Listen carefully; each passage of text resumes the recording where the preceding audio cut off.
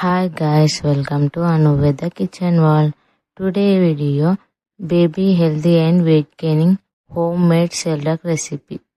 దీనికోసం 1 కప్పు మకానా తీసుకోవాలి, 1/2 కప్పు మూంగ్ దాల్ తీసుకోవాలి, 1/2 కప్ ఓట్స్ తీసుకోవాలి, చిన్న కప్పు ఫుల్గా గోధుమ రవ్వ తీసుకోవాలి.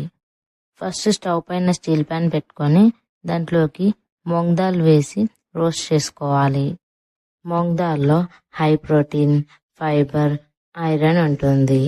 ఇది బేబీ బోన్స్ని స్ట్రాంగ్గా చేస్తుంది. ఇంకా బేబీ హెయిర్ ఇంకా స్కిన్ని కూడా గ్రోత్ చేస్తుంది. బేబీని ఇది హెల్తీగా ఉంచుతుంది. బేబీకి ఈజీగా డైజెషన్ అవుతుంది. మూంగ్ దాల్ ఇలా వేగిన తర్వాత వీటిని ఒక కప్లోకి తీసుకొని పక్కన పెట్టుకోవాలి.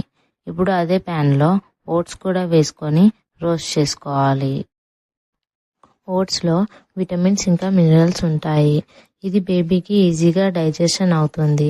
ఇది బేబీ బోన్ డెవలప్మెంట్లో ఇంకా బ్రెయిన్ డెవలప్మెంట్లో కూడా హెల్ప్ చేస్తుంది. ఇది క్విక్గా ఎనర్జీని బేబీకి ఇస్తుంది. ఇమ్యూనిటీని కూడా పెంచుతుంది. బేబీ స్కిన్ని హెల్తీగా ఉంచుతుంది. బేబీస్లో హిమోగ్లోబిన్ పర్సంటేజ్ని కూడా పెంచుతుంది. ఓట్స్ ఇలా రోస్ట్ అయ్యి క్రిస్పీగా అయిన తర్వాత దీన్ని ఒక కప్లోకి తీసుకోవాలి. ఇప్పుడు అదే ప్యాన్లో గోధుమ రవ్వ కూడా వేసుకొని రోస్ట్ చేసుకోవాలి. గోధుమ రవ్వ బేబీస్లో డైజెషన్ సిస్టమ్ని హెల్తీగా ఉంచుతుంది. ఇది న్యూట్రిషనల్ ఫుడ్. ఇది క్విక్గా ఎనర్జీని ఇస్తుంది. దీంట్లో లో ఫ్యాట్ ఉంటుంది.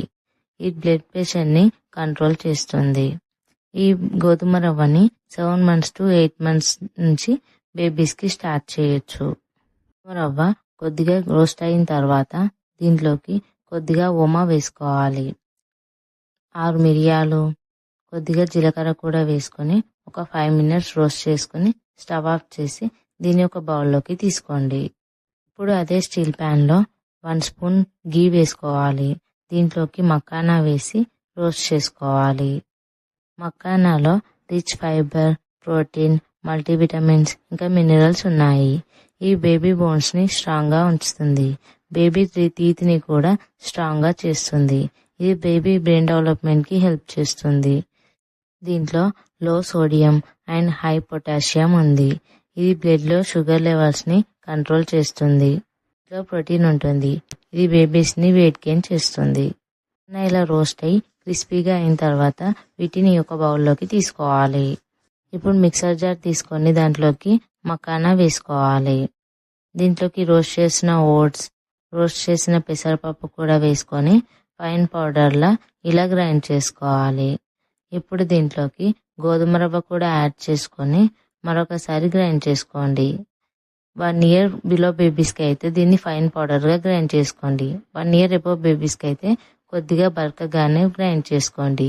నేను 1 year అబోవ్ బేబీకి సెర్లాక్ని ప్రిపేర్ చేస్తున్నాను కాబట్టి గోధుమ రవ్వని కొద్దిగా బరకగానే గ్రైండ్ చేసుకున్నాను.